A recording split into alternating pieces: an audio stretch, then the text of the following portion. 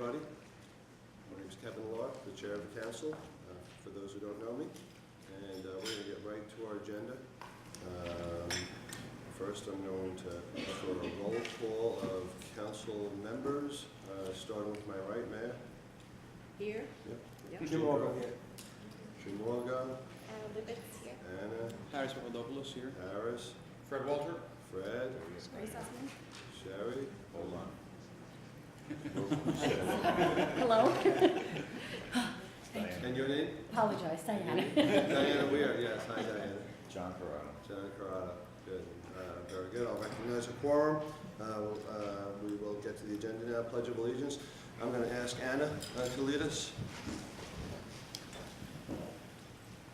I pledge allegiance to the flag of the United States of America and to the republic for which it stands, one nation, under God, indivisible, with liberty and justice for all. Thank you.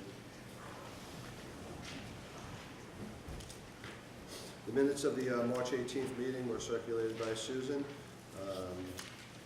Entertain a motion to approve by Jim, seconded by John. Any comments, questions, revisions to the minutes? All in favor? Any opposed? Motion carried. Minutes are approved. Chair's report.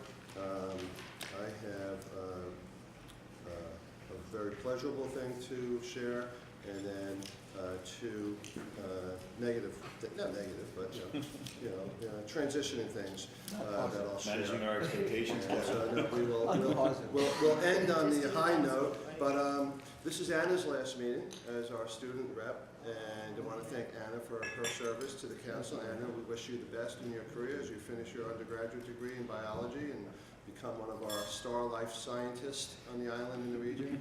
And we wish you and thank you for your service. Wish you the best and thank you for your service. All right? Good.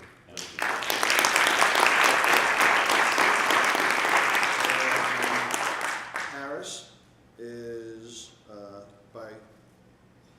I think it's by SBU government term limits. By GSO guidelines, basically. Guidelines, okay. His term is expiring, and so we'll be getting a new graduate student, I guess, in the fall, Susan. But Harris, we want to thank you for your years of service here, and wish you the best as you complete your PhD in computer science here at Stony Brook. So Harris, thank you very much.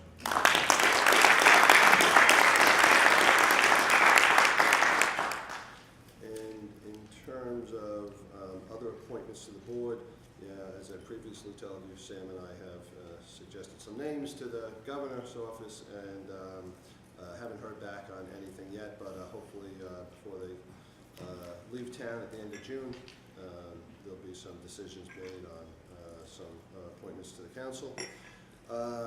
We have a very special guest with us today, another one of the star students here at Stony Brook.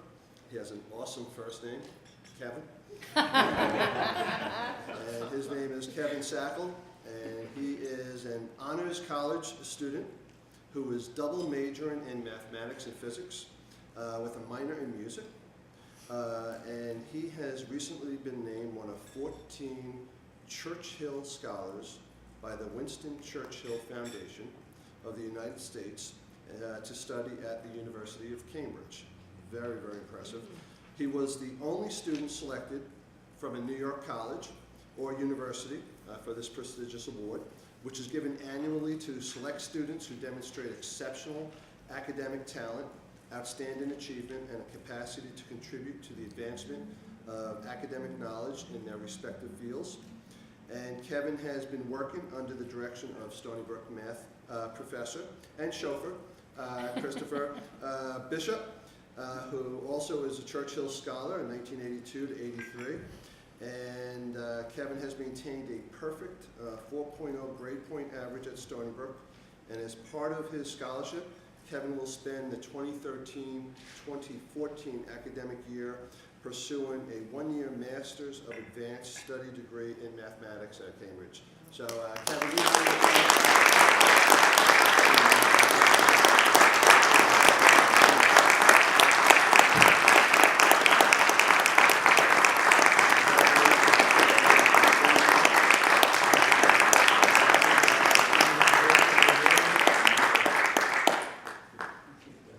Kevin,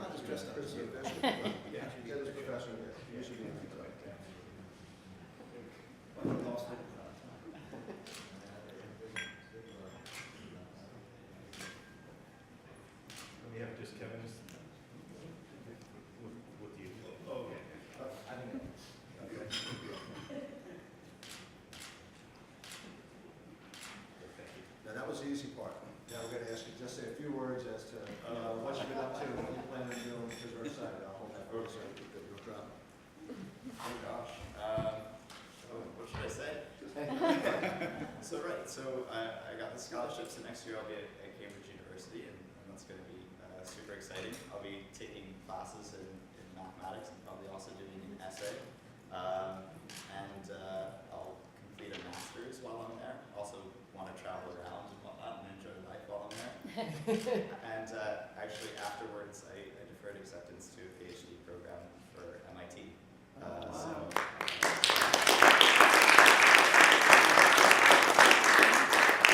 So afterwards, I'll be getting a PhD in mathematics, and it should be exciting. And I want to thank Stony Brook, and I mean, it's been really a great ride here, and I've been given so many opportunities to do so many things. It wouldn't have been possible without everyone's support.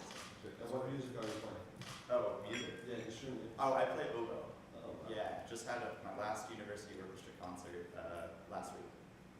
That's amazing. Yeah, this is what makes this university So- all of us so proud, right? Kevin is absolutely amazing, and he's been nice enough to come before the Stony Brook Foundation Board as well, as again, as a great example of the talented students at Stony Brook. And at that venue, I told our provost, Dennis Asanis, that he should be already preparing the faculty offering that we can make to Kevin after he grades a PhD at MIT, because we want to bring it back to Stony Brook. But Kevin, again, congratulations. Great, thank you.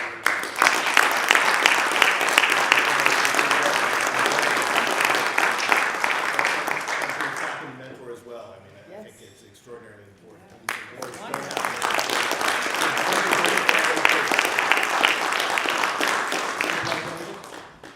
Well, I would just say I feel embarrassed because the credit I would say is my 49% Kevin's and 49% his parents, and the university maybe gets 2%, of which I just have a tiny slice of that.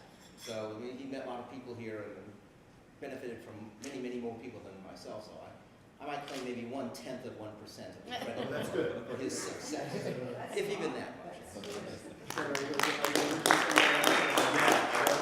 I'm from Bethpage. Oh, great. Yeah, so Good. Excellent. Wow, That's yay, awesome. yes. Thank you, Ranger, come back. You know, all the things that we do here at Stony Brook and that I do with my hat on as the head of the LIA, and that Sam and I and Jim do on the Council for the Governor's Regional Economic Development Council. It's all about making sure that this region of ours is, continues to be a great place to live, work, and play. And one of the things that we continue to focus on is trying to encourage and increase the opportunities for the younger generation in the STEM disciplines. And just look what we have here today. We have Harris pursuing a PhD in computer technology, and Anna, undergraduate degree in the life sciences and biology, and then Kevin in mathematics. And that's what's going to make this region. Again, these guys are going to be the next generation of leaders and employers or business men and women, and it's exciting for us to see. And it's great at Stony Brook is sort of being the launching pad for so much of this. So congratulations to all of you. And with that, I will hand it over to Sam for the President's report. Thank you so much, Kevin. So let me just cover a few things, and you have a copy of my report. But let me highlight a couple of things. So one is we've started a presidential lecture series. We've had one already with Tavis Smiley and Cornell West. We're going to have the second in the series, which will be tomorrow at 4 p.m. And that will be Marion Wright Edelman, who's the founder and president of the Children's Defense Fund, and internationally recognized leader in a number of areas. We're very proud that she'll be coming to Stony Brook University. Of course, all of you are invited to attend her lecture. We had a very successful fundraising effort at our Stars of Stony Brook Gala, and some of you were there, and I thank you all for your support. In total, we raised about $4 million. $2 million will go primarily for scholarships. $2 million will go for the Center for Communicating Science, led by Alan Alda. And for those of you who were there, it was a great evening. Alan Alda is a very special person. I think all of us who are above a certain age know Alan Alda as the star of Match. It's interesting to me. I have students working in my office who had no idea who Alan Alda was, which is like shocking to me because I kind of grew up with him. But he's obviously a famous actor for his role in MASH and many other movies as well. but he also led a PBS series, Frontiers for Scientific America, where he traveled and interviewed scientists around the world to talk to them about exciting happening and about their science. And when he was doing that, he realized that some of them were great communicators, but others were terrible communicators. They were doing great science, they were passionate about it, but they lacked an ability really to communicate the excitement to the public. And of course, that's extraordinarily important for us. We always are trying to make the case. We have funding agencies, Congress, state government. We need to make the case to them that the science we're doing is really exciting and merits support, because it really does benefit society in so many different ways. But if we can't communicate it in ways people understand, then we miss a tremendous opportunity. So Alan became passionate about doing that, and actually during a visit to Stony Brook, talked with Shirley Strom-Kenny about that. She put him in touch with Howie Schneider, the dean of the School of Journalism, and for there an alliance was forged, which I think has been extraordinarily beneficial to both groups. And a Center for Communicating Science was established. We renamed it at the gala in honor of Alan Alda, who not only has gone out, led seminars, helped teach, and served as kind of an adjunct faculty for it, but also has contributed his own money to it as well. He's made a very significant contribution of his own fortune as well. So it was incredibly exciting. We had a number of celebrities there as well. It was a great time and a great cause. As I say, both Center for Communicating Science, but $2 million for scholarships. That's awesome. So That's it's a great. big success. Yeah, Yeah, that's great. So, A funny one, just that you mentioned Alan Yeah. Alda, the generation. And so I was there, I got my picture taken with him, I showed him to my sons. And they had no idea what MASH was either. But what they said was, the bad guy from Tower Heist. If anybody's from Tower Heist, with Ben Stiller and Eddie Murphy. yeah. Alan Alda, and that's how they know. You're right. The other ones have no idea what MASH was, but it was a great show. Yeah, Fun. it was fantastic, and to say he's a great guy, and we're really proud to have him associated with the university. I wanted to talk about a couple other things. One is commencement is coming. So Friday, May 24th at 11 a.m. in LaValle Stadium will be our commencement. It's our 53rd commencement ceremony. All of you are invited. Hopefully the weather will be good. That's what we hope for every year. Not too hot and not rainy. Those are the two things I always hope for. But it should be fantastic. There's 5,555 students who applied for graduation, with about 2,000, almost 2,500 indicating that they plan to walk during the ceremony. So it should be great. This is kind of a special one for me because the class of 2013 is kind of my class at Stony Brook, because I came in 2009. So Wow. I don't know if they would agree it's a special bond or not, but they may not think so, but I have a special bond with them. Of course, they're graduating and I'm not. But at any rate, I'm looking forward to it, and all of you are invited, and I hope you can make it. One of the things that's been incredibly important to the campus has been the environment and really maintaining it. It's important to the campus, it's incredibly important to our students, it's important to the community. And under tab 5 of my report, you'll see 3 things that speak to that, 4 things actually that speak to that. One is we received a green designation from the Princeton Review as one of the nation's most environmentally friendly or green colleges for the 4th year in a row. We're very proud of that. The grounds of the campus are amazing. For those of you who have a chance to get around it, I can't tell you how many people who come up to me, particularly people who haven't been to the campus in a while, come and see it and they say, you have an absolutely beautiful campus. And I'm pretty certain that 25 years ago, no one would have said that. And they say it now. And Barbara Chernow is here with her team, and they lead that, and I'm very appreciative of that. But that takes work to maintain that. So we've actually done over the past 5 years, I think 4,000 plantings as part of this. So we did a special one with Senator Raval in honor of Arbor Day, essentially, where we planted some trees. In April alone, the university planted 235 trees, 320 saplings, 328 bushes, and 580 perennials.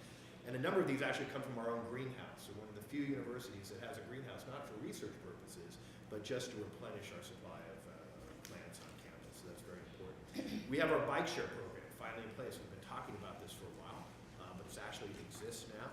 I haven't had a chance to try one of the bikes yet. I'm not sure I can actually, because it requires your student ID, doesn't it? Yes, it does, but we can make it. Okay. I really could use a student ID for a number of reasons, but it requires that. But you can, but it actually allows you to use your student ID essentially unlock a bike, ride it, take it to another site where they're stored, leave it for someone else to use, and so on. So it really will help improve, I think, campus life.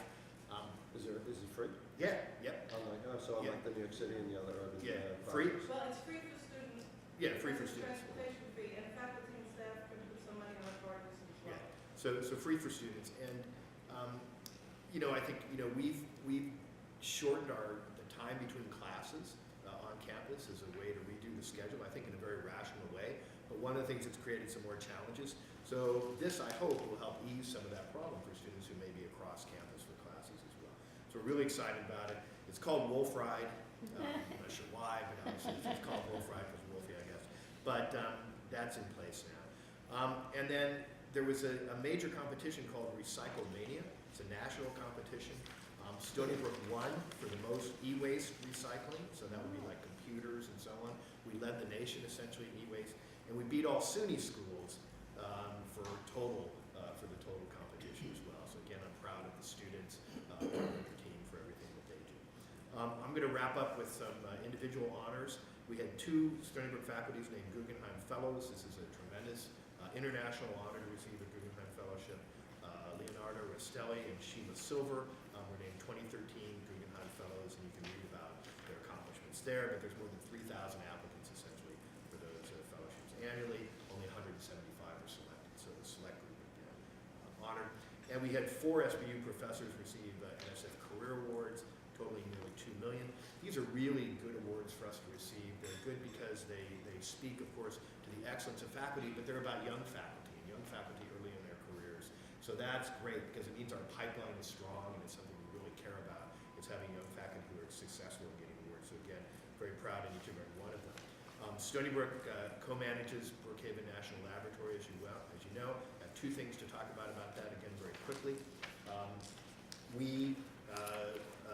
We're very pleased to announce that Dune Gibbs will be the director of Brookhaven National Laboratory. Dune served as interim before. He has 35 years experience essentially at Brookhaven. Outstanding scientist, a great leader, and in the short period of time he was interim, everyone was extraordinarily impressed by change that he effected at Brookhaven, particularly in the areas of management and safety, operations safety. So we're excited about Dune's leadership. And it's going to be important because we will be recompeting Brookhaven National Laboratory. As some of you may know, the Department of Energy has made the decision that the lab should be recompeted. We're getting started on that now. That means that an RFP has gone out, that anybody can compete to manage the laboratory. Stony Brook will again be partnering with Battelle Memorial to lead the lab. We believe we're the best people to lead it. If people think back to where that lab was a number of years ago, it was in danger of being closed essentially because of things associated with radiation leaks. We've really improved the management of it, but it will be a competition. And so we'll see who steps up to compete with us, but we'll be preparing to submit to DOE our application to continue to manage the lab. We do know will be an important part of that Will that be application. this year? It'll be over the next 18 months we're putting this together. And it's a very interesting timeline that the DOE has, but John? it's important. And I think, just one other thing I want to add is that community support, I think, will be something we'll be looking for, because I think the positive changes that have happened in the laboratory, the way it's reached out to the community, I think will be a positive, and we want to communicate to the Department of Energy that Stony Brook and Battelle, hopefully, I'm not putting words in people's mouth, but hopefully are viewed as good contributors to the community, good citizens as things move forward. So that'll be something we'll want to include in our application, and we may reach out to some of you in some of your capacities to help us do that. So John. And I think Stony Brook was invited to participate in the lab years ago.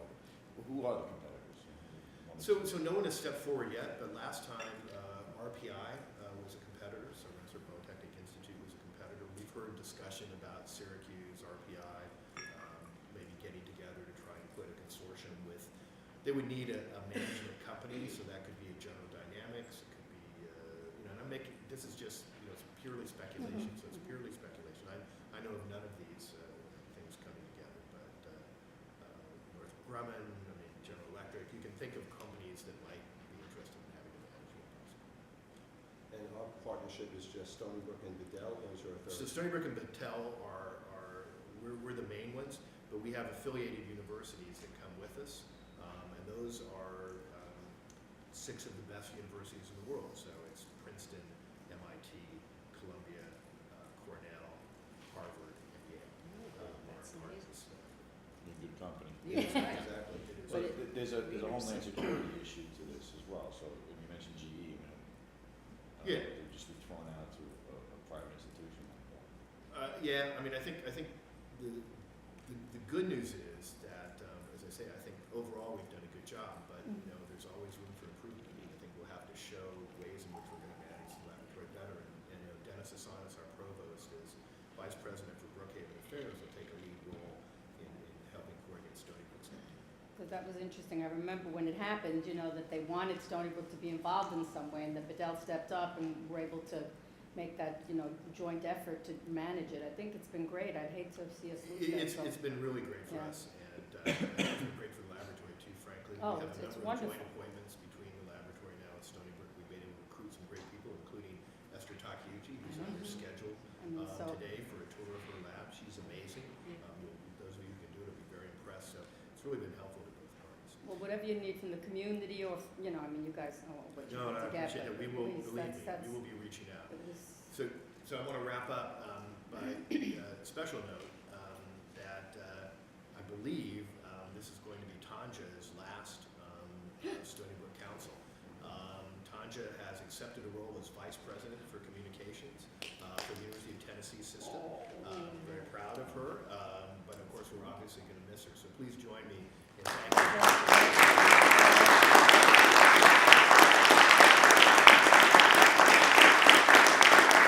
Did you want to say anything?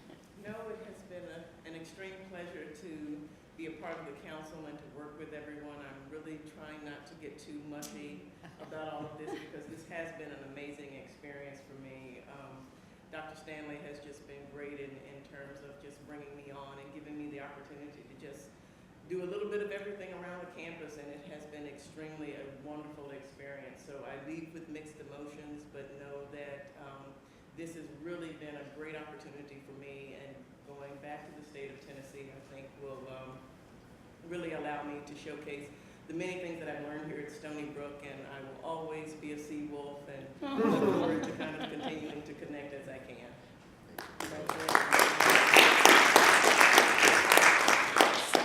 Just as an aside, these buildings are fabulous on this Oh, campus, thank and I've seen them from birth. In fact, we met secretly in a room when we were thinking about getting you here. But anyway, just want to ask you, are we fully occupied in most of the laboratories now? Yes, in both buildings, yes. In both buildings? Yeah, and we have so I guess it's not on our agenda to talk about these, so you'll go over and see the advanced energy building, which is the much newer of the two. But what we've done here is create kind of a very interesting environment. So we've got faculty doing research here. In fact, my spouse has an office at Seawood, actually. But we also have some small startup companies are here, and some larger companies are here as well. So CA Technologies has a considerable presence here. I think as many as 50 or more people. So Harris is nodding, he probably knows better than I do, 50 or more people working here as well. So it's become, I think, a really interesting kind of ecosystem where you have faculty, you have graduate students, but you also have companies and you have startup companies. Some of them started, and I ran into one of the people the other day, by Stony Brook graduates. Yeah. So we're hoping it's an environment that will facilitate innovation, that will facilitate discovery, and I think it's relatively unique. And so that's what this has evolved into. It's not a classic just faculty kind of research center. It's not a classic incubator, but it's kind of a hybrid of those things, hopefully in a very positive way. So we're excited about it. The same model we think is going to apply to the energy sector. So, yeah. So some companies, when they come in, do they use some of our graduate students as far as their help? They do. They absolutely do. They get graduate students involved, and there's opportunities for the graduate students to get involved in projects, which of course is good for them. That experiential kind of learning, because it may help their opportunities essentially to get jobs with those companies or other companies after they finish. So that's involved as well. And if there are any important patents that happen during their discovery here, does some of the money come to the university? So IP management in that situation is complex. Basically, work that's done by Stony Brook faculty and graduate students follows the rules essentially that SUNY puts up. work that's done by the companies, is the company's IP essentially, when they're doing that work. And where the two intersect, agreements are drawn up to protect both sides. Thank you. You know, Sam, Yeah, Jean's question got me thinking back about the Brookhaven Lab competition. yes. It would seem to me that one of the talking points in support of the university's continued involvement would be the collaboration between the two institutions and the lack of institutional competition that hurts Long Island on so many things. I think you know exactly what I'm talking about. Yeah, Has that point been made in? I think it has been, Jim, and but it's certainly one we're going to want to emphasize, and of course, with very concrete examples of this. The challenging thing about this competition is it's really about an operation of the lab. It's less about the science and about an operation. But I agree with you. I think those things are still incredibly important as you look at our record. Good. That concludes my report. Any other questions for Sam? Well, thank you, Sam, and I'd like to just echo in on Sam's thanks and best wishes for Tanja. You've been great to work with, Tanja, and you'll enjoy getting to know you and your husband, who's a great guy, and we wish you and your family the best in Tennessee. We will miss you. Next on the agenda, some reports. We have the Wall of Honor from Barbara Chernow is going to talk to us about that. Good morning. So good morning. Above is a picture of the faculty honor wall that's at University of Washington. Sam saw the wall and thought, wouldn't it be good if we could do something like that at Stony Brook? And although it's attractive and it has lots of names on it, it holds nothing but a small candle to what we're going to do at Stony Brook. Next slide. Yay! So this is a listing of the awards our faculty have won. I'm not going to go through all of them, but to summarize, it's 15 categories and close to 280 recipients. We have Nobel Prize laureates and SUNY distinguished professors, and it goes on and on. Next slide. And this is, perhaps you know these gentlemen. These are folks that have won Nobel Prizes. We won 3 individual ones, and on the right are 4 folks that were involved in getting the Nobel Peace Prize with someone else you probably know, former Vice President Al Gore. These are the pictures these folks have elected to use. Next slide. And it'll be in a bronze casting. This is just an example of a casting that was used at University of Washington. Next slide.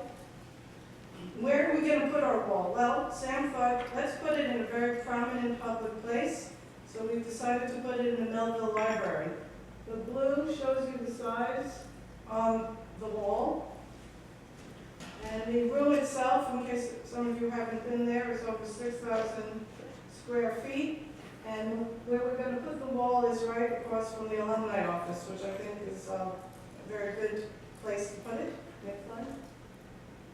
This is a rendering right here on the easel, but this is what the wall will look like, having our logo prominently in the middle of the wall, listing all the faculty who have gotten an award, the year they got the award, and the department that they are in. It'll be 14.5 feet high, 27 feet wide. It'll be on a bamboo laminate, going back to what Sam talked about, being friendly to the environment, on an acrylic glass panel. Next slide. And this is what it will look like when finished. It'll be installed in the middle of the summer, and it'll be a permanent monument to the faculty who have garnered so many awards and accolades here at Stony Brook, and once again listing their respective field. And I think there are people who look just like Dennis and Ken who will have their names on this wall. Is that true, guys? Questions? Yes. I hope you leave a lot of room for expansion, because we are getting better Well, every year. absolutely. It's as if I planted that question, because you will see that there are plenty of panels. Pay me later. No, Sam and I actually did calculations about how many we've won, and then speeding that up and how many we hope to win. So that's why we laid it out this way. Because it'll be a geometric progression, it's just going to That's right. be bigger and better. So I'm excited about this. This And, is wonderful. I think it's we tend to overlook sometimes the extraordinary accomplishments of our faculty, and it's intermittent kind of. We'll say they won this prize, they won that prize. We celebrate it for a while, and then we move on. And I think this is a nice way to remind everyone, and particularly I think our students, about the outstanding faculty that they have a chance to learn from and interact with. So I'm excited about it, and I'm excited about the way, as I say, so. Great, it's about time. Yay. Yeah. Okay, thank you. Barbara, one more. Just Ma'am? one more question quickly. Did you say you were putting this on the glass? The names will be etched on the glass, and then they are mounted on the bamboo panels under it. Under it? Okay, so I just wondered, you know, what it was gonna look like with the mixed kind of I'm materials. sorry? I was wondering what it would look like with the mixed materials, so no bronze plaque then, is it going to be? No, I'm sorry, the bronze will just be for the Nobel laureates, Okay, right in the middle. or in the middle, all right. But everybody else, their names will be etched in the glass and on the bamboo, and it's very striking. It's striking and good background, yeah, thank you. Yeah, and I think Dennis was nice enough to just remind me that we have a newly elected member of the National Academy of Sciences from Stony Brook, Neve Leakey, was elected to the Yes. international section. She's the first Kenyan ever elected to the U.S. National Academy of Sciences. So great honor for me, and we'll be celebrating that, but her name will join. Absolutely. So, thank you. What's your anthropology professor? Yes, yeah. Mhm. Very good, very good. Thanks, Barbara. And when Barbara was flashing the names of some of our honorees or past honor recipients, I held my annual luncheon in April or March with Vice President Al Gore. We were able to bring in Ming-Hua Cheng and the other individual who were the co-recipients with the Vice President. He got a real kick out of it, and so Stony Brook got a nice big plug, Yeah, wonder why. from that. Courtesy of yours truly, but it was fun. And it was sort of exciting, for them. I think they got a kick out of it too. Oh, absolutely. It was great. Good stuff.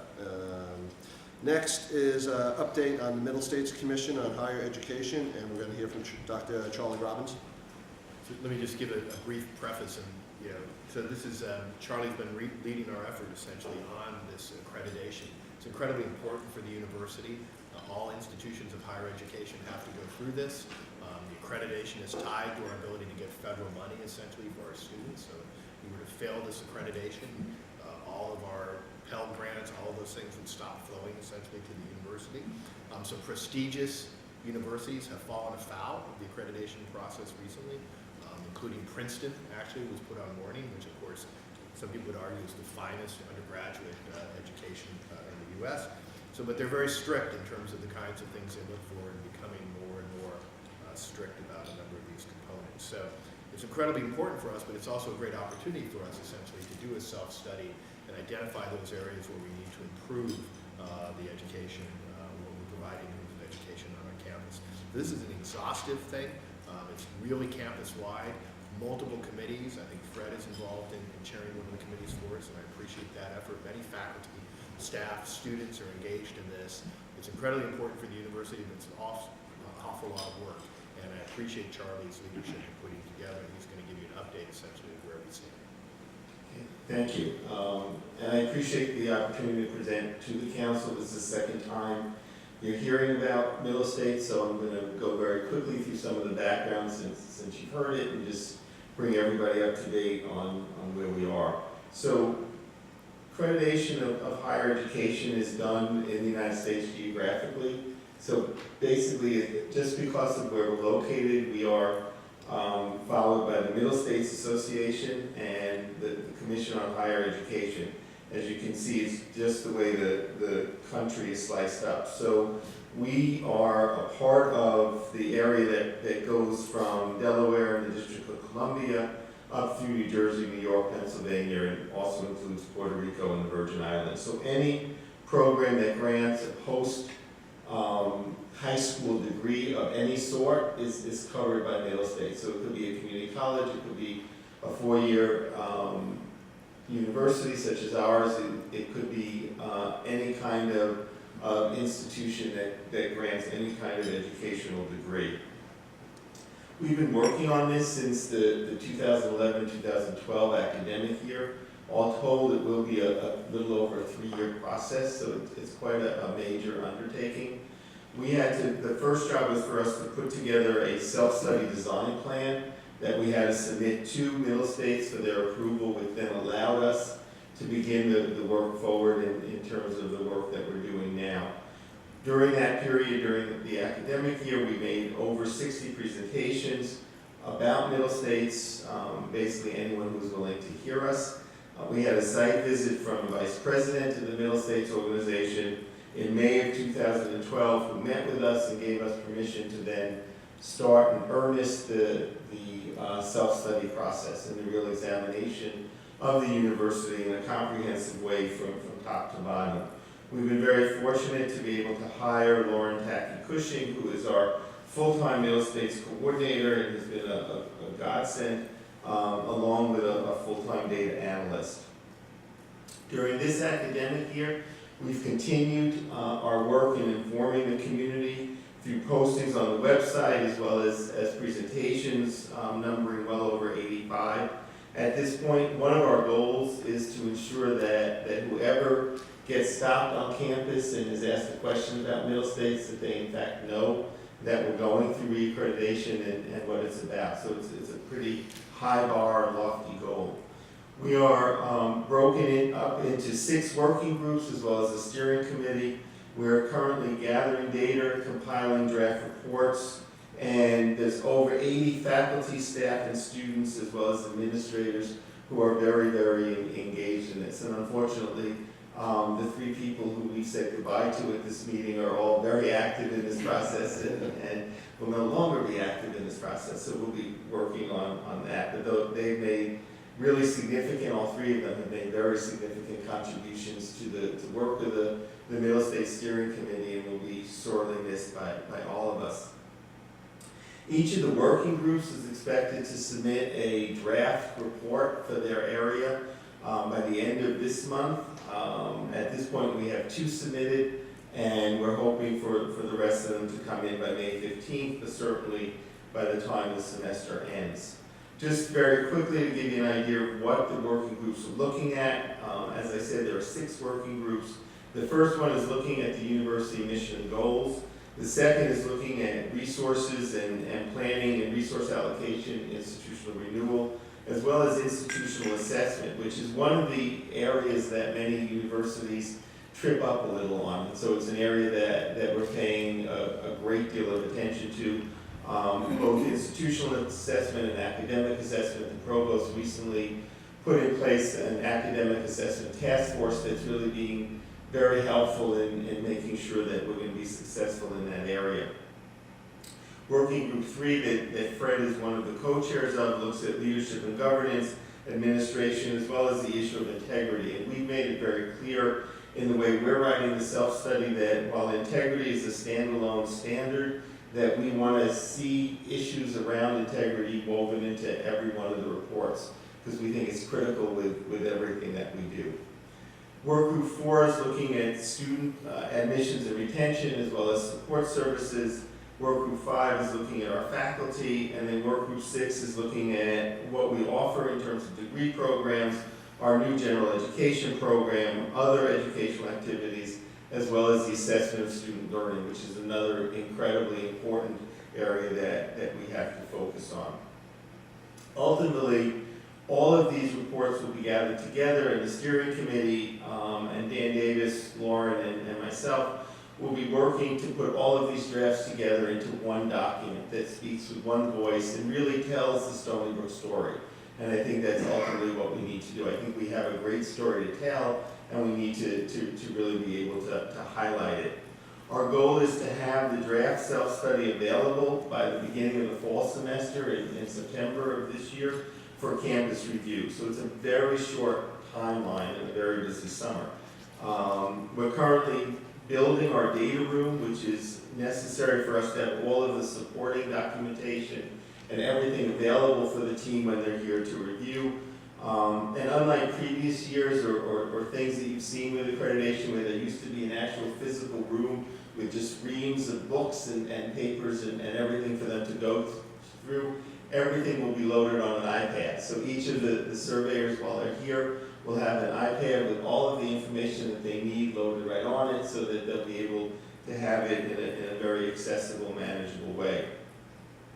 We have been informed that the chairperson of our site team will be Dr. William Kerwin. He's currently the Chancellor and Chief Executive of the University System of Maryland. He's previously the President of the University of Maryland at College Park, as well as their Provost and Chair of their Math Department. In addition to that, he spent a few years as President of Ohio State. So we feel that he's somebody that's in a good position to understand what a large public university is about and what some of the concerns are, and be really helpful to us in doing this. So here's the calendar. Dr. Kerwin will be visiting with us on campus November 12th and 13th. That means we have to have a draft self-study available for him before he arrives on campus, and so there's a lot we need to do with that.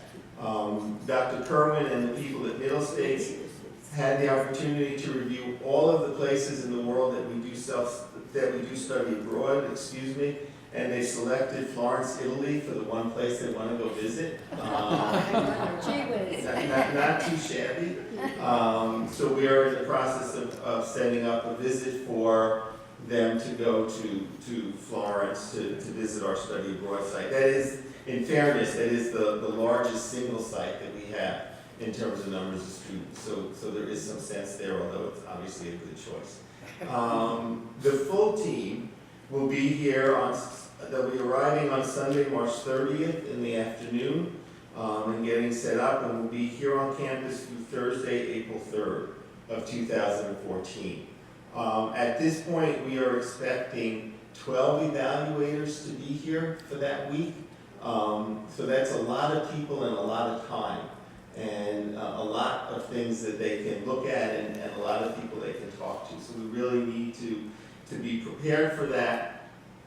And then they will then complete their report. They actually complete their draft report before they leave campus that Thursday. We have a chance to comment on it, but only in terms of factual errors, not opinions. And they then will present that, and we will be expecting action by the Commission on Higher Education at their June 2014 meeting. So it seemed, when we first started this, it seemed like a very long time, and it's very compressed. So as President Stanley said, there are lots of reasons that this is important. Our reputation as an institution is critically important. Our research dollars, both in terms of the medical center, but also the university, would be in jeopardy if we did not receive accreditation. And all of our student financial aid would be in jeopardy. Little things. So it's really very, very important that we do well. Just to give you an idea, for those institutions that were seen and visited in 2012, 55, only 16 had no follow-up requirements. That's a major shift from the way this process used to go. So clearly it's very rigorous. It's more rigorous than it's been, as the public and federal government has really asked many, many questions about accreditation, about higher education, and the money that's spent on it. So, it's something that we have to be aware of, not fear, but be aware of, and I think be prepared for it. So your role, we would hope that you make yourselves available to review the self-study. It will be made available to you in the beginning of the fall semester. It will be posted to the website for campus review as well. Many of you will be asked to meet with Dr. Kerwin when he's here on the 12th and 13th. We're waiting on his specific request and schedule. I'm sure that he will meet with Kevin Law, but I believe he will probably meet with others that are in the room also. By February, we will provide you with some talking points to be prepared for the full site visit, because we do know that during the period of Monday, March 31st through Wednesday, April 2nd, that there will be a session on there where the team will want to meet with the council, and so it's important that you be prepared, that you be a part of those meetings, if at all possible.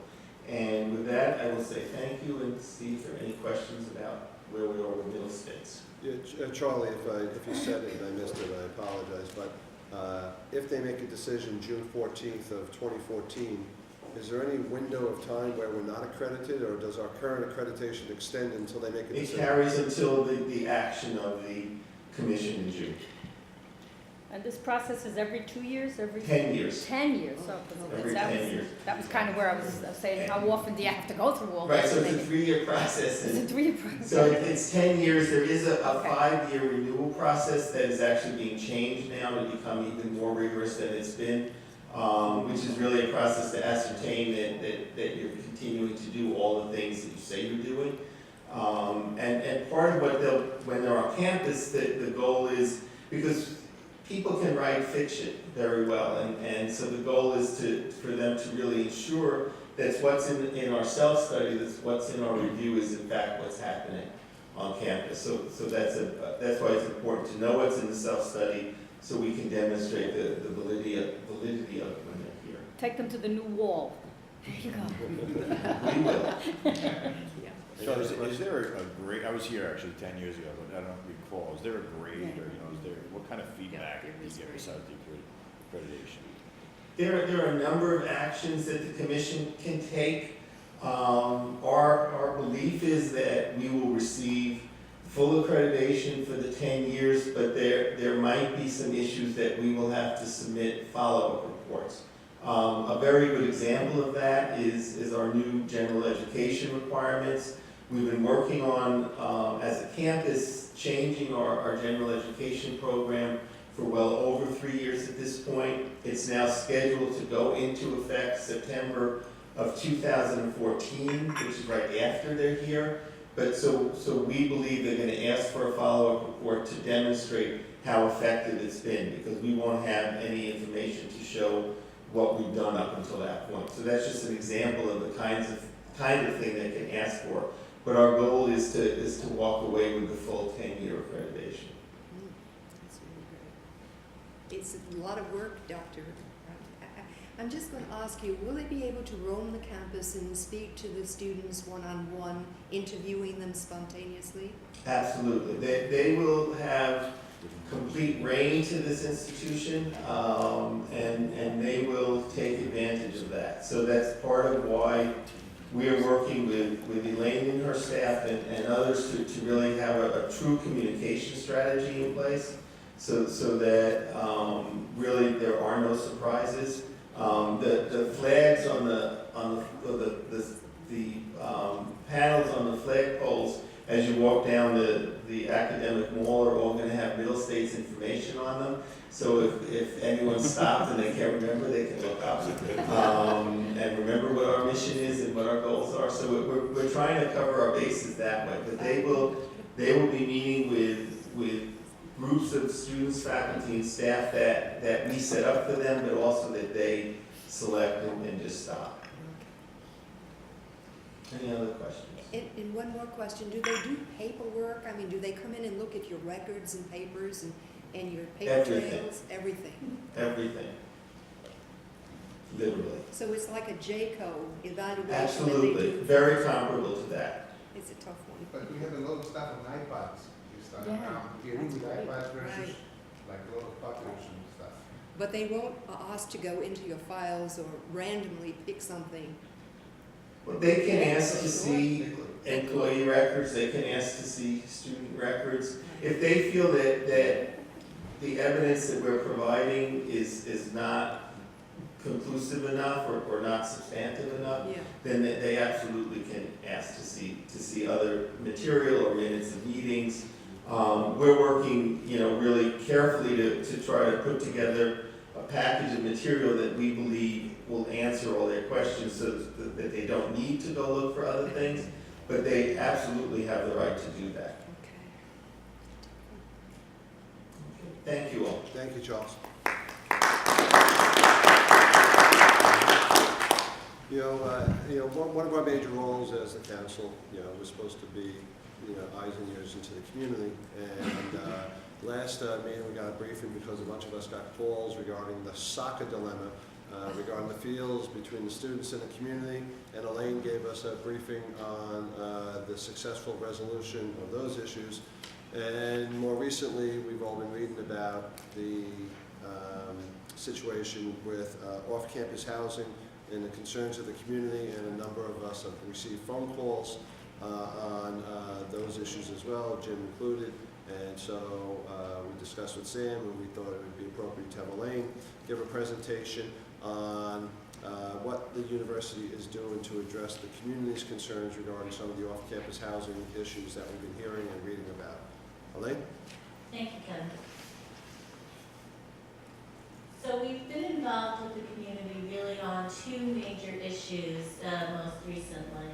And that is the issue of illegal rental housing in the town of Brookhaven. And then sort of, I think, a more commonplace town and gown issue, and that is the disruptive student behavior when they are living off campus. So I thought I'd start with a quick overview of what the Brookhaven Town Code requires with respect to rental housing. And I think the first item is a little surprising to many people, and that is it's actually illegal to rent a single room in a home in the town of Brookhaven. What is legal is 3 unrelated persons renting a home, if they're renting that home as a whole. And there's a new provision in the town code which says that if 4 or more unrelated persons are living together, renting a home as a whole, they need to be sharing a kitchen and they would have to prove, they'd have the burden of proving, the landlord would have the burden of proving, to be more specific, that they're living as a functional family. And that is a provision that was just added, I believe, in response to what the community perceives is the growth of college boarding houses, as they're calling them, within the community directly surrounding the campus. All rental properties must be registered with the town of Brookhaven as a rental property, and that's to make sure that they're in compliance with rental code provisions. Even more recently, the town board passed new code provisions that would increase the penalties for building code violations and limits the amount of front yard space that can be paved over for purposes of parking.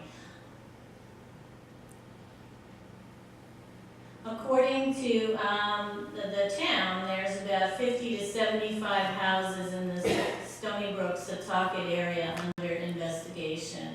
According to a group of homeowners, it's slightly more than that. They estimate that there are about 100 houses. The homeowners are claiming that the university really has failed to provide sufficient on-campus housing to accommodate increased enrollments.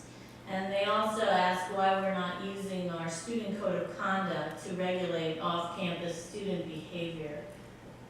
And remember, folks, we're the body that approves the rules and regs in the student code of conduct. So when I meet with members of the community, I try to stress that the student enrollment at the university has remained essentially flat for the past 5 years, and that over the past 10 years, enrollment has increased by only about 2,000 students. When I tell folks in the community that we have 25,000 students, they seem to think we need to have 25,000 beds. So I put up the next figure so that you could give you a sense. We have 52% of our undergraduate students living on campus. But of the remaining students who are living off campus, about 60% of those are living at home with their parents. So we don't need a bed for 25,000 students.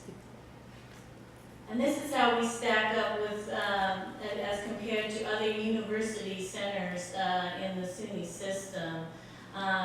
You know, about 52% of our undergraduates are residing on campus. Binghamton's the only university center that's doing better on the undergraduate side, and we're actually way ahead of the pack on the graduate side, with 27% of our graduate students living on campus.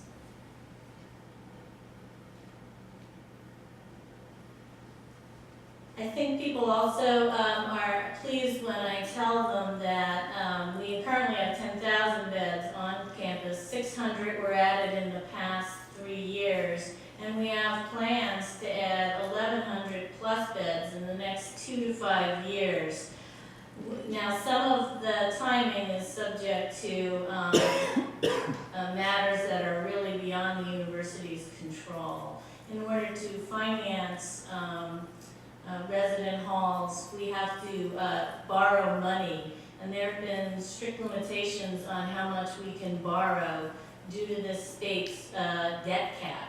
A few years back, the state legislature tied the amount of debt capacity the state could engage in to the amount of receipts received, income receipts received by the comptroller's office, and as we all know, that the revenue is down, so that has constricted our ability to borrow, which has slowed down, I think, our on-campus housing plans. But right now we have a Toll Drive project that I think Peter Bajan has briefed this council about before, and that's 759 beds. We're planning for a fall 2013 groundbreaking. Again, some of the problems with the debt cap may delay building about 450 of those beds. On the East Campus, we have plans to build housing 400 beds, and again, our plans are for summer 2014 groundbreaking. And just a word on the debt cap problem. During the recent budget negotiations, all three parties to the budget negotiations, the Senate, the Assembly, and the Governor's Office, agreed that residence hall financing should be removed from the state debt cap. So that, and the reason for that was because the fees, the housing fees, can pay off that debt and service that debt. So there's a direct revenue stream to pay off the debt. My understanding is that the precise language about how that's going to work is still being negotiated in Albany. And one of the things that we've been able to do is use the community's concern about this problem to ask our local legislators to help us get that language crafted quickly and crafted in such a way that helps us move forward with our on-campus housing construction plans. And I try to point out that we actually do use our student code of conduct where we can for off-campus behavior. Our current code of conduct says that the conduct, in order to have jurisdiction, the conduct involved must affect safety and security of the campus, campus property, or individual members of the university community, or in cases where a university-sanctioned activity is involved, you know, a sports program or a trip that the students are on that's organized by the university. So when, there are really three ways we get complaints about off-campus behavior. One is through the local police departments contacting our campus police. And when we get those notifications, we do refer students to the student disciplinary process. There doesn't have to have been an arrest made. Sometimes it'll be much more informal than that. And in the past 18 months, 50 students were adjudicated for their off-campus conduct. The other two ways we can get a community complaint is either through my office or through the Office of Community Standards and Student Affairs Office. And in those instances, again, we refer the matter to the student disciplinary process, and where appropriate, they will take action. But in the very least, they do get spoken to about their behavior. Most recently, the university, in response to the community's concerns, has taken a number of additional steps. We have an off-campus housing website that is part of the university's website. And now, for the past month or so, we've been requiring landlords to provide a valid rental permit before they can list a property on the off-campus housing website. Since we've instituted this protocol, about 50% of the submitted ads have been rejected because they didn't have a permit to rent the property. The university is also cross-referencing all off-campus housing lists with the town's list of legal rental units. We've also stepped up our efforts to educate students and parents about the new code provisions in particular, but we've also pulled together all of the information that we had in various places for living responsibly off campus. We've pulled it into one guide that is easily accessible to our students. We've instituted some workshops and we've focused on current residential students who are planning to live off campus next semester. We wanted them to be up to speed on what the town code provides so that they know what's a legal rental versus an illegal rental before they sign a lease. And we've been getting great assistance from the town attorney's office in helping us explain to our students in easy to understand language just what the town code allows and doesn't allow. And they've been very helpful. We've been meeting with a group of homeowners who have organized in an effort to inform them of the steps we're taking and to consider other steps that we might be able to take that would address their concerns. We sent a letter detailing all of our actions to about 5,000 neighbors in the Stony Brook community. And I have to say, we sent out 5,000 letters. We got about 25 responses from those letters, you know. Some thanking us and some not. And then Elaine, can you share that letter with us just so we're armed with facts if we get any more questions? Sure, I have copies I can give you. Good. I can email it to you, maybe easier after the meeting, but I'd be happy to. And maybe the entire PowerPoint. Yeah. Sure, absolutely. And I also testified on behalf of the university before the Brookhaven Town Council meeting when they were considering some of the code provisions that I spoke about earlier. And the essence of my testimony is a lot of the facts and figures I've shared with you today. And I'll interrupt you. You were very brave because there were about 200 people from the community. I was there at every board meeting. And you did a very good job. And I think some of the community is very willing to work with you. I think they appreciate that you're working with the town. So you did a great job, Elaine. Thank you. Well, thank you. That Thank was a you. flak jacket moment I for had sure. a lot of moral support with my team. All of them showed up to back me up that night, knowing it might be a little bit unfriendly. That was a large audience of they're very organized at this point, so you Yes, did they a great are. job. But we are meeting with them. We have met with them in the past, and we have another meeting coming up. That's great. So, you know, dialogue is, I think, very important. So going forward, we're going to continue to work with the town. The new town supervisor has really made this a priority, and we have been working with his office very closely to see where we can collaborate. We're going to continue to educate our students on how to be good neighbors and to understand the town code, which can be a little difficult to decipher.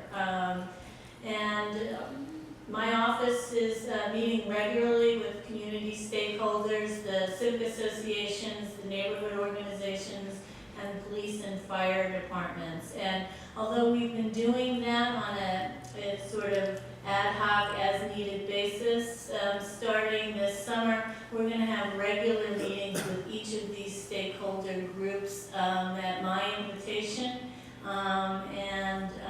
We will make those, set those up regularly during the year to continue the dialogue. And with that, I'll take any questions, and I thank you for your time.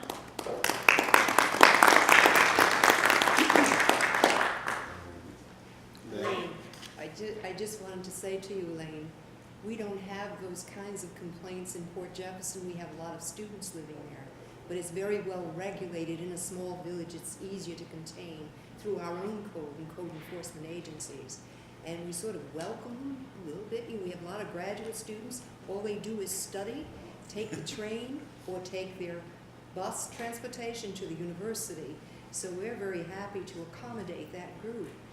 As a result, you know, we've hung our this is Seawolf country in Port Jefferson, welcome home, yeah.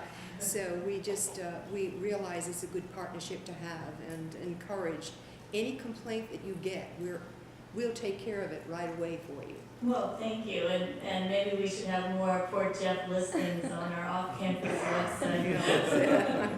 Yes. I think you could break it down into two different problems. One is the absentee landlords, and a lot of the issue is not with students sometimes, but what they've done to the homes, like paving over the complete front lawn we see for all that. parking. So I mean, that's something that as a neighbor, you're gonna say, oh my God, I moved to a basically suburban community, and now there are lawns that are completely paved over with parking. So some of it is not students, to defend the students, just a tad. So some of it is what they've done with the homes, whether extensions or illegal additions or breaking them up inside illegally with locks and doors when the code enforcement guys can come in. So a lot of it is landlord generated, and that's where the town really stepped up and, they're doing major code enforcement. And then the other is obviously students, misbehaving. So, Yeah, but so it's I want to say it's fire, not always all students that are creating the fire problem. safety too, I think is a big concern. Yeah, so I mean, those are the issues that we're concerned about, and I was shocked to see how many people were there. I knew this was bubbling, we talked about it a little bit before, but they're very rational. I think the neighborhood has, the groups of neighbors that have gotten together are really rational. They're figuring out ways to do it properly, talking with the town as well and with the university, and I think that's great. I mean, that dialogue is so important. So I think, one of the reasons this problem has come to the forefront is the decline in the property values. Yes. I think either homeowners couldn't sell their homes, and so they decided to rent, and where they otherwise would have just sold to another single family. And I think the decline in the property values have encouraged absentee landlords, investors to come into the community and make single-family homes into multi-dwellings. Jim? Yeah, to pick up on Diana's comment, I guess to be Captain Obvious a little bit, but as someone who has dealt with community relations on a variety of issues from affordable housing to airport noise with the West Hampton Airport, I think the most encouraging thing I heard you say, Elaine, and I commend you for it, is that these continued meetings with the concerned homeowners, the civic groups, sometimes I find you have to listen and take a beating a little bit and then respond to what they're saying rationally. And I think that's very encouraging. That's the best thing I heard you say. So in my view, there are many ways to solve a problem, but the key to figuring out how to solve the problem is to really listen to what the concerns are. And that's really what my office is engaging in. We're really listening and trying to develop responses that can address the problems of the community while furthering the mission of the university at the same time. Harris and then John? So, I think a point that I want to drive home is that, at least from the graduate student side, the impetus for going off campus and living off campus is because on-campus housing can be very expensive. And we are engaging the community in discussions right now, and I think it's important to engage them in such a way that we can look at ways to create affordable housing for students, either on or off campus, and maybe solve this together as a community university partnership. I know Port Jefferson has been very welcoming in, in regards to graduate students living in the area, and I think it's a good opportunity to go out and discuss this issue, which we've been doing in the University Senate, and it's been very important for us. It's interesting that you mentioned that, because at the same town board meeting where I presented testimony, there was a graduate student who testified about the need for affordable housing in the area. And I thought that was very compelling testimony, and I think he was there separate and apart from the code provisions. He was just there to talk about the need for affordable housing. So it's very linked, I agree. John? Lane, you were talking about using some of your statistics, maybe 20% of your undergraduate population lives off campus and not with their parents. Do we know what percentage of those students would like to live on campus? Because living off campus can also be desirable. You're not in a dorm, you're not in common showers and things like that. But you're talking about building, the university is going to build more housing, but what is the, I guess what I'm trying to get is, what is the shortfall? What's the population of students that would like to live on campus but can't? So Peter Bajan can speak to this more fully than I can, but in doing my research from this presentation, I was informed that there's about 500 students on our waiting list at any given time, but some of those students are looking to upgrade their housing. In other words, they're in one type of dorm room and they'd like to be in an apartment style or a suite style. So it's hard to call out, based on the data that I saw, how many are living off campus and trying to live on campus. Diana, and then Anna. So as a council, I mean, is there any way, because our role here is our code of conduct for the students, and is there any way that we can get some recommendations from our legal counsel as to what we can do to strengthen our code for handling those types of off-campus situations without infringing on, their personal rights, as individuals? Because I think that would also send a message not only to the community, but also to elected officials that we're going to work on strengthening our behavior for the students and how we monitor it. It sounds like there's going to be both a legal and a policy issue with that. Right. Legal, can we? That's what I'm saying, so we need to regulate any activities off campus, and then do we want to go down that path?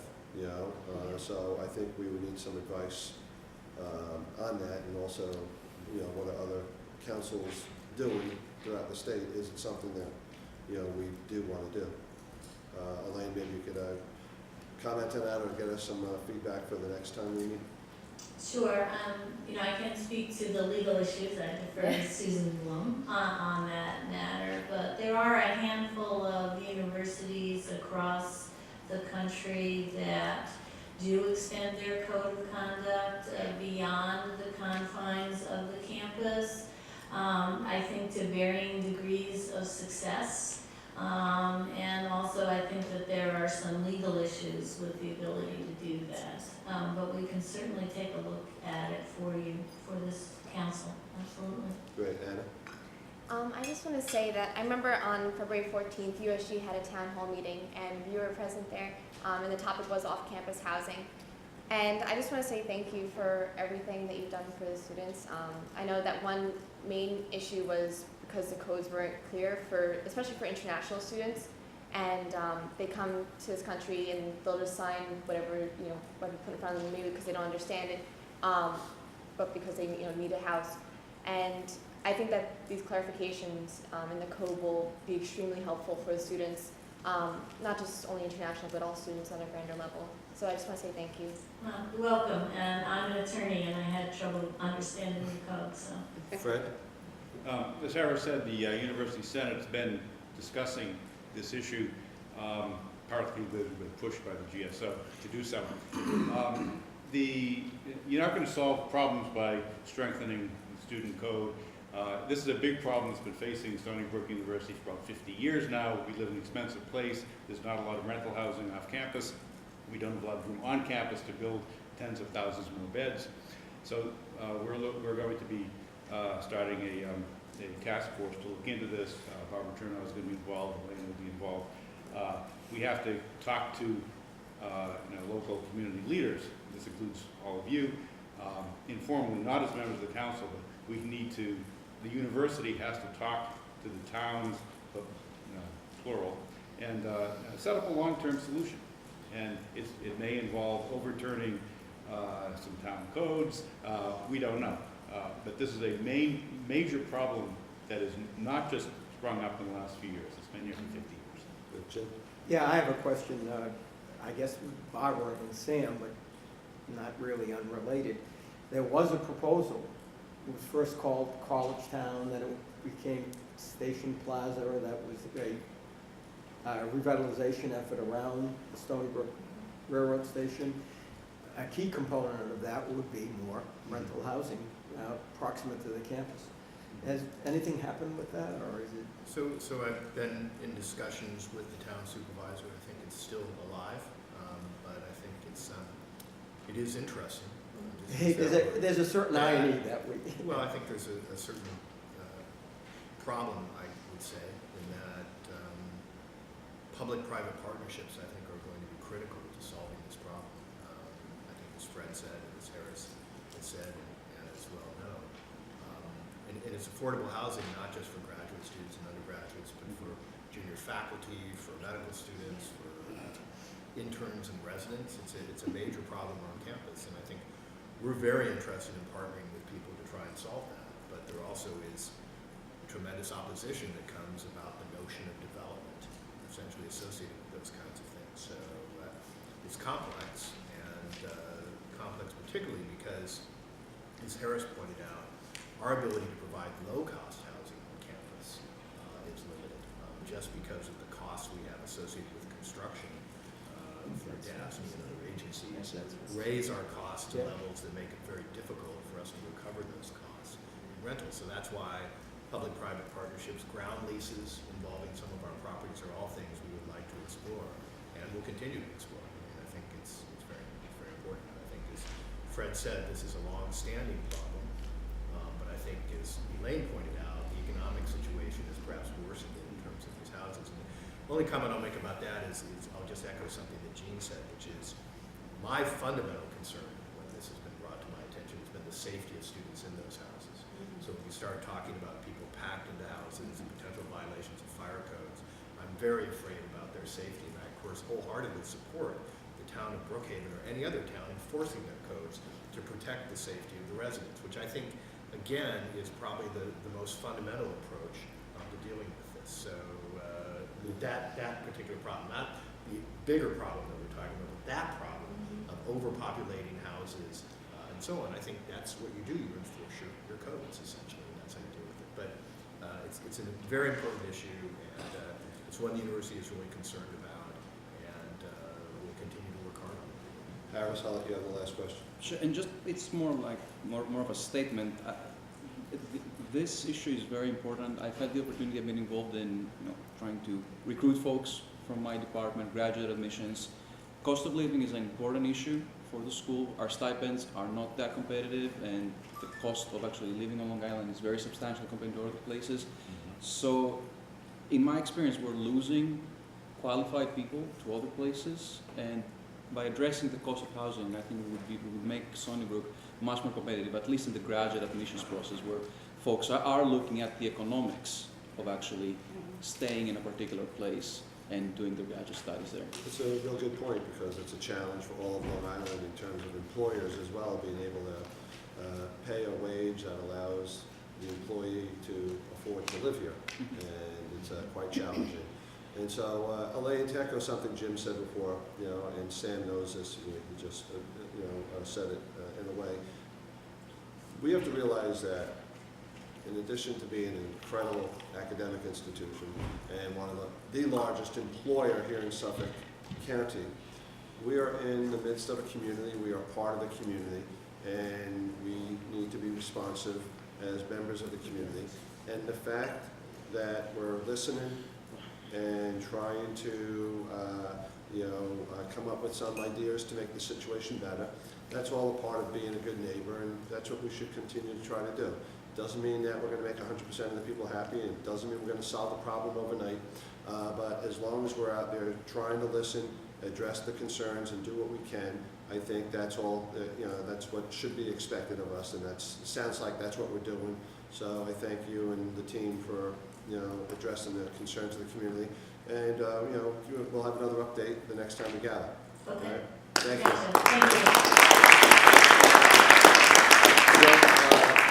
Something that Sam and I participated in the other day in New York City, and again, Stony Brook front and center as a major part of it, was the 7th Annual Advanced Energy Research Center Conference. The AERTC is housed right next door to us.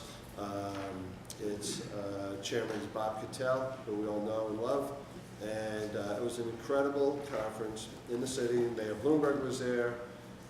Nancy Zimfer, our student chancellor, was there. Sam was one of the MCs, did a fantastic job, and so many of the Stony Brook professors and folks were leading panel discussions, and it really is a neat thing that Stony Brook is again leading the way on. One of the opportunities for growing our region's economy, we highlighted the life sciences and the technology areas, but clean energy is really another opportunity for us. And the fact that we have the AERTC right here, and we've now held 7 conferences that is getting international attention. Again, helps put Stony Brook on the map. And we have probably one of the most, best experts on battery storage, Dr. Esther Takeuchi. And I've met her once before, very impressive. She's available to give a tour of the AERTC, her lab, and her project next door. Are any of the council members interested in doing that, because Susan needs to know? Okay, so there'll be a couple of us, Susan, so we will go over there. So that'll be immediately after this meeting. Any other? I just wanted to add, her lab is really spectacular. First of all, she has some amazing equipment in her lab. I've toured it. We had the Lieutenant Governor tour it. It's a fantastic facility. And Senator Schumer actually was toured it as well, so it's a fantastic facility. And then she herself, as Kevin mentioned, is no woman in the world has more patents than Esther Takeuchi does. No living woman has a living, I guess. You can qualify that, I guess, but no living woman has more patents than Esther Takeuchi. So she's a great example of the kind of person we've been able to bring to Stony Brook, who's not only an outstanding scientist, but is doing things that have major applications in changing people's lives. And as some of you may have talked about it before, she is the one who developed the battery for the cardiac defibrillator, intraventricular cardiac defibrillator. So basically the thing that they implant into people who've had problems with arrhythmias that could kill them, this is the battery. She invented the battery that powers that device, but basically has saved thousands of lives. So she's outstanding, and she really is very good at explaining her work. We're talking about communicating science. Esther's a great communicator of science, and she's very good at explaining her work in a way that people understand. So she does a great job with that. So it should be a great tour. Where does she come from, Sam? Well, so she was in private industry for a number of years. So that's where she developed the ICD battery, and then she actually went to the University of Buffalo. But she was very interested in coming to Brookhaven National Laboratory particularly because of the NSLS-2, this new synchrotron that's going online that has the brightest, most intense light source in the world when it comes online. And what she can do with that in collaboration with Brookhaven scientists is you can actually see into a battery that's operating. So you have the ability now to look at an operating battery, to study an operating battery, and look at the molecular level of what's happening inside that battery at the molecular level. That's never happened before. You can do it in real time. So her ability to study that is really, we hope, going to revolutionize her ability to take a look at what are the optimal materials to put into a battery to make it most effective. And if you can now study at the molecular level, it really changes the game. So that's why she wanted to come here, was really to have a chance to work at Brookhaven and at Stony Brook. So we're very pleased that she was able to join us. Along with her husband, I should mention, who's a SUNY Distinguished Teaching Professor in chemistry and an outstanding addition to the faculty as well. That's great. Any other items, any council members which wish to bring to our attention? I just want to thank, I don't always acknowledge, there's a fantastic turnout from the senior leaders of the university here, and I just wanted to thank. You can see them all lined here, and I think you know who they are, but they're extraordinarily busy, and I just wanted to take them for taking the time to come today and participate and be part of the council. And we've been making we've been making some progress in a number of areas, particularly related to hospital networks. I think something people are excited about. I wanted to thank Ken and Ruben for their leadership in moving that forward, and hopefully soon we'll have a new report for you on that, but I think we're making good progress in that area. So that's all I wanted to say was thank you to the senior leaders for coming. Thanks, Sean. We do appreciate it, guys. Thank you for being here. Our next meeting will be Monday, October 7th. Susan will let us know where, sometime in September. Sam mentioned graduation is in a couple of weeks, and we'll see some of you there. And motion to adjourn by Diana, seconded by Mayor Garant. See ya. Great summer.